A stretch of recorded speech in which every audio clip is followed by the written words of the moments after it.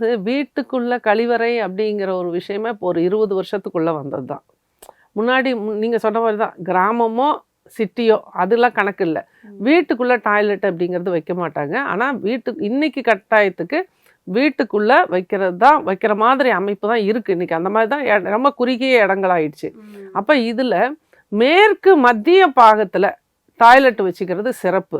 அதையும் டிகிரி பார்த்து 16 கோணங்கள்ல எந்த கோணங்கள்ல நம்ம வந்து எந்த திசையில வந்து நம்ம வந்து டாய்லெட் அமைக்கணும் அப்படிங்கிறது ரொம்ப கவனித்து அமைக்கக்கூடிய ஒரு விஷயமா இருக்கும். ஏன்னா ஜென்ரலாகவே வடமேற்குல டாய்லெட்டை போட்டுருவாங்க வீட்டுக்குள்ள.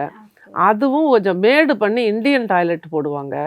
இது வந்து வடமேற்கு அப்படின்ட்டு அவங்க நினச்சி போட்டிருப்பாங்க. அங்கே திசை முறிவு ஏற்படும் போது மாற்றங்கள் வருது. அப்போ அங்கே அந்த வடமேற்குல இந்த மாதிரி தவறு வரும்போது வடமேற்கு சார்ந்த அனைத்து பிரச்சனைகளையும் அந்த குடும்பம் சந்திக்குது.